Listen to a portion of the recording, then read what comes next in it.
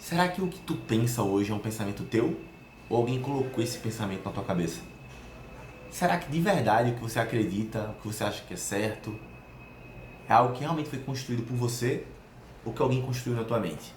Pois bem, hoje eu vou te ensinar a pensar. Parece besteira, mas não é. Meu nome é Guilherme Mendonça, mas todo mundo chama de Giga, né? Já são 6 anos trabalhando com comportamento humano. Na minha empresa, eu atuo mais com donos de empresa e líderes de pequenos negócios. Mas o fato é que aqui no Instagram a gente conversa com todo mundo, né, de forma simples. Eu trago o complexo de forma simples para que você consiga implementar na sua vida. Nessa série aqui, que é a Quarentena Samurai, eu estou conseguindo trazer alguns contextos, né, trazendo coisa para a tua vida de fato, onde tu consegue ter uma mudança. Porque o fato é o seguinte: essa quarentena vai passar, essa pandemia vai passar, muitos negócios vão quebrar, né, e outros vão surgir. E eu quero que, independente disso, você saia daqui uma pessoa melhor. Tá? O fato é o seguinte: existem dois pensamentos, não, existem vários pensamentos que não são nossos, são pensamentos que as pessoas imputaram na nossa mente. Eu vou dar o exemplo de dois aqui que são muito engraçados, na verdade. O primeiro pensamento é: nenhum homem presta. O outro pensamento é: toda mulher é interesseira. Né? Independente se você é homem ou mulher, se você acredita de fato nisso, o fato é que isso não é uma verdade, pô. Tenho certeza que se juntar todos os homens que você conhece, não dá nem 0,00001% dos homens do mundo. Se juntar todas as mulheres que você conhece, não dá nem 0,00001% do mundo. Ou seja, você não tem nem probabilidade estatística para falar que isso é verdade. Ah não, Giga, mas a minha irmã, a minha prima, a minha mãe e a minha avó foram traídas. Então, todos os homens não prestam, todos os homens são cafajestes. Pé, isso não é uma verdade. Ah, não, toda mulher é interesseira. Blá, blá, blá. Cara, meu amigo tinha uma. Pé, isso não é verdade. Não temos probabilidade estatística. Primeira coisa é essa. Segunda coisa é o seguinte, e desculpa que eu vou falar isso, mas não tem jeito fácil não de dizer isso não, tá? É o seguinte: a gente só atrai o que a gente é. A gente só atrai o que a gente tem. Se eu emano amor, eu vou ter amor. Se eu emano felicidade, eu vou ter felicidade. Será que é assim? Pé! De novo. Também não é uma verdade. Isso não é uma verdade. Você pode ser o cara mais religioso do mundo, o cara mais correto do mundo, o cara mais honesto do mundo, né? E sair daqui hoje, nessa quarentena, e for atropelado por um carro, por exemplo. Ah, não era pessoa magnífica, maravilhosa? Por que isso aconteceu? Existe uma aleatoriedade da vida, né? Vamos dizer assim. Existe livre-arbítrio também. Então você pode ser a pessoa mais correta e mais coesa do mundo, né? Se servir, se a pessoa é dedicada ao relacionamento, e pode ser traída por uma pessoa, por homem. Eita, quase não saí agora, né? Por homem, por uma mulher, o que seja. Entendeu? Então não é garantia, mas o fato é que quanto mais eu planto, mais a probabilidade de eu colher. Não é garantido. Eu tenho que falar isso porque eu queria muito acreditar, eu juro, por tudo que é mais sagrado, pela minha faixa preta, eu juro como eu queria acreditar que, tipo assim, tem uma frase que é ótima, né? Eu já falei muito essa frase. Eu acho que tem que botar esse PS, que sem esse PS ela não fica legal. Que é: o plantio é opcional, a colheita é obrigatória. Se eu planto manga, vai vir manga. Se eu planto morango, vai sair morango. É impossível eu plantar morango e sair melancia. Mas o fato é que eu posso plantar morango e não sair nada, porque simplesmente teve germes, sei lá, sabe, pegou alguma praga. Mas o fato é o seguinte: se eu não plantar nada, a probabilidade de vir alguma coisa é nula. Por isso que a gente tem que plantar o morango, porque não é garantia que venha morango. Mas o único jeito de vir morango é se eu plantar morango. Então aquela mulher, talvez seja você, que fala: eu tenho um dedo podre, só acho homem assim, assim, assado, provavelmente a culpa é sua. Provavelmente. Você é aquele homem que fala: ah, eu só tenho mulher interesseira, a culpa é sua. Ou também você é homem e fala: só tenho homem cafajeste, a culpa é sua. Você é mulher e fala: só tenho mulher cafajeste, mulher interesseira, a culpa é sua. Ah, Guilherme, mas a culpa não é minha. Eu já falei com vários amigos meus, já falei com psicólogo, psiquiatra, o que for, padre, pastor, já falei com todo mundo. Eles disseram que a culpa não era minha. Opa, que massa, melhor ainda. Mas é bom você assumir a responsabilidade mesmo assim. Por quê? Porque é o único jeito de transformar a nossa realidade. O único. A gente assumindo a realidade. Assumindo a responsabilidade. E agora eu vou te ensinar a, de fato, começar a argumentar. E 3 técnicas simples. Cara, eu precisaria de um curso completo, de no mínimo 8 horas, para te ensinar como criar um pensamento, como te ensinar a pensar de fato. Que infelizmente no colégio a gente não aprende isso. Na faculdade a gente não aprende isso. Ensinar a pensar. Ensinar a pessoa a ter argumentos. Ensinar a pessoa a dizer, peraí, isso que a pessoa está me falando, eu estou acreditando porque ela é um médico falando, ou porque tem cabimento isso aqui? Eu tô acreditando nisso aqui porque foi meu nutricionista que tá falando ou porque faz sentido isso aqui? O argumento isso aqui.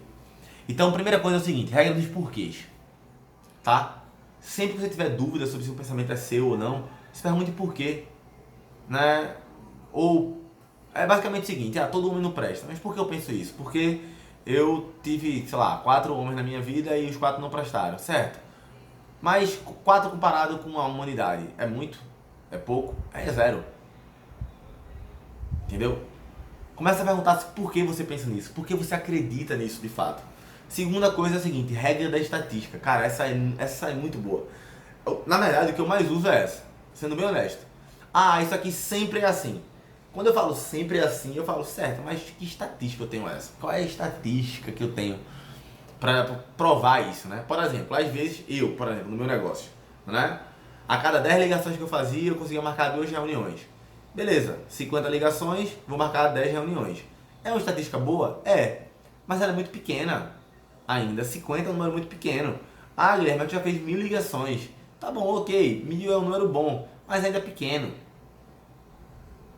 Sabe? É óbvio que eu tenho que levar em consideração esse número. Por exemplo, eu tô falando isso porque isso é real, tá? Quando eu fiz 50 ligações a primeira vez, que eu percebi uma regra de proporção, eu descobri essa regra, né? 10 para 2, a cada 5 ligações eu marcava uma reunião, a cada 10 ligações eu marcava 2 reuniões, 50 ligações, 10 reuniões. Por que eu sei essa proporção? Porque 10 reuniões eu fazia 6 propostas, consegui enviar 6 propostas. 6 propostas, negociei 4, fechei um negócio. Então no começo eu criei uma proporção. Mas é óbvio que só vou fazer ligação agora. Não é isso que eu quero dizer. Tipo, a gente refutar isso. E a segunda coisa é o seguinte, quando você tiver uma crença muito forte sobre alguma coisa, acreditar de fato em algo, comece a perceber se aquilo é seu ou é da sua cultura. Por exemplo, você acredita em reencarnação ou não? Se você acredita em reencarnação, a probabilidade do seu ciclo social, as 5 pessoas que você mais convive acreditar, é altíssima. Por quê? Porque isso está dentro da sua fé, está lá dentro de você. E essa parte da gente é criada junto com as pessoas. Tá? Se você não acredita em reencarnação, olha ao teu redor, provavelmente as 5 pessoas que tu mais convive também não acreditam. Giga, não, minha mãe não acredita em reencarnação, meu pai não acredita e eu acredito. Ok, é um ponto fora da curva, mas geralmente tudo que a gente acredita fortemente, que a gente não consegue explicar de fato porque eu acredito. Eu acredito porque eu acredito, porque faz sentido. Essa frase mostra muito pra você, né? Porque faz sentido. Geralmente é porque seu ciclo social acredita naquilo. Não quer dizer que porque seu ciclo social acredita que é errado, tá? Por exemplo, né, isso de acreditar ou não em reencarnação. Tipo, não sou católico, não acredito em reencarnação, parará. Meu ciclo social é isso, então quer dizer que é mentira? Quer dizer que é algo... Não tô dizendo isso não. Só tô dizendo o seguinte, você tem que entender que aquilo não é um pensamento seu. Se você talvez nascesse na África, seu pensamento fosse outro. Se você nascesse, sei lá, nos Emirados Árabes, seu pensamento era outro. Então vale a pena você refutar isso. De que forma? Ler a Bíblia mais, se questionar porque você acredita em Cristo. Não que você tem que deixar de acreditar em Cristo, não é isso. É só que talvez não, vou ser bem incisivo. Se você bater de frente com essa crença, que ainda não é só sua, ela é uma crença comunitária, né? Você vai começar a criar mais certeza daquilo. Por exemplo, a minha fé aumentou a partir do momento que eu comecei a estudar mais a minha religião. Porque eu percebi que a minha fé vinha dos meus pais. Entendeu? Então quando você vai entender, por que eu acredito nisso? Por que faz sentido pra mim? Onde é que eu sinto Deus? Como é que eu me sinto conectado com Deus? Quando eu comecei a fazer isso, o que aconteceu? Eu fui criando as minhas certezas. Agora sim são as minhas certezas. Lendo, me debatendo. Mas por que eu acredito? Mas por que isso faz sentido? Tá entendendo o que eu quero te chamar a atenção aqui? No final das contas, lá no final, Você precisa construir suas ideias. É por isso que no mundo de hoje, qualquer coisa é fake news, cara. Pra ter noção, ó, vê só, pra tu ter noção, a creatina. Eu vou dar um último exemplo aqui. A creatina. Hoje a creatina é o suplemento que mais tem estudo científico. Tem meta-análise, randomizado, tem forma de placebo e não. Sabe como é que é placebo, né? Pega uma quantidade de pessoas, dá realmente creatina, outra quantidade da farinha, né? E vê qual é o resultado. Falando pra todo mundo que tá tomando creatina, depois fala pra todo mundo que não tá tomando nada, depois fala que tá rolando o teste. Já fizeram, cara, né? E todos os estudos mostram o ganho de força, aumento de massa magra, blá, blá, blá. E mesmo assim, quando eu converso, eu, Guilherme, fiz isso. Não foi ninguém que me disse não, tá? Eu fiz isso. Conversei com 4 tipos de profissionais de saúde diferentes. Professores de educação física, nutricionistas, médicos e fisioterapeutas. E eu perguntei, cara, o que é que tu acha sobre a creatina? Os fisioterapeutas foram os mais isentões. Falaram, cara, estudei pouco sobre isso, né? E parará, deram a opinião deles. Educador físico, vários deles falaram uma coisa, né? Profissionais de nutrição, vários deles falaram outra. Médicos falaram coisas totalmente diferentes. Fui falar com o pessoal de farmácia também, como eu lembrei agora, por causa do pessoal da forma, né? A galera falou outra coisa. Então, vê só, se na própria área da saúde, pessoas falam coisa diferente, imagina como é que a gente vai ter o senso comum. Por isso que a gente tem que estudar, aprender a debater, a refutar isso. Senão, a gente sempre vai ficar refém. Você vai em 2 nutricionistas, um fala uma coisa, outro fala outra. Você vai em 2 médicos, um fala uma coisa, fala outra coisa. Como é que tu vai levar em consideração? É porque quem parece ser mais confiável? Porque tem uma barba branca, um cabelo legal? Ah, não, esse cara aqui é mais velho e ele falou com termos mais bonitos. E daí? Se o cara só pode ser um bom cara de oratória. Tu tá entendendo? Que o cara, eu, por exemplo, Guilherme Moura de Mendonça, cara, não acredito em nada que eu tô falando, velho. Vai no Google lá e bota o que eu tô falando. Se você vê lá, tem muita gente falando, não sei o que lá, pode ser que seja verdade.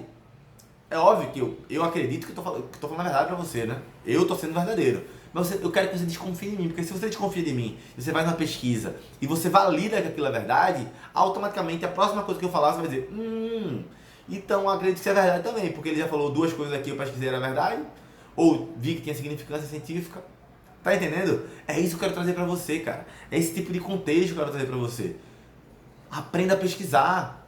Tudo que seu médico falar, tudo que seu professor falar, tudo que seu chefe falar, tudo que seu líder falar, tudo que sua mãe, seu pai, tudo, velho. Vá no Google e aprenda a pesquisar. Mãe e pai adoram falar sobre a parte financeira, a parte de relacionamento da gente, né? Mas eu sei disso, e amigos também. Quando a gente vê a vida financeira e a vida de relacionamento dos nossos pais, é uma bosta. A gente vê a vida financeira e a vida de relacionamento dos nossos amigos, é uma bosta. Por que cacete eu vou escutar meu pai, minha mãe, meus amigos, quando falar de dinheiro, por exemplo, ou de relacionamento, se a vida deles é uma bosta? Eu vou falar de financeiro com quem? Com o Saulo Godoy, por exemplo, que é um amigo meu que está quase aposentado já. Milionário, quer dizer, eu acho que já está quase aposentado. Não sei se eu poderia falar isso. Enfim, poucas pessoas chegam até o final. Entendeu? Falar de relacionamento com quem? Pô, eu vou falar de relacionamento pronto com o seu Damião. 50 anos de casado. Tá entendendo? Eu posso falar da minha mãe o que não fazer pelas merdas que ela já fez e meu pai, que são separados, por exemplo. Entendeu? É isso, você não pode transferir a autoridade de um lado para o outro. É minha mãe, ela entende de tudo da vida. Não! Ela entende sobre mim, talvez, e tem altos conselhos poderosos, mas sobre finanças, minha mãe não sabe, porra. Tá entendendo? Aprenda a questionar. Não acredite em nada, aprenda a questionar. Beleza? Valeu, falou e até o próximo vídeo.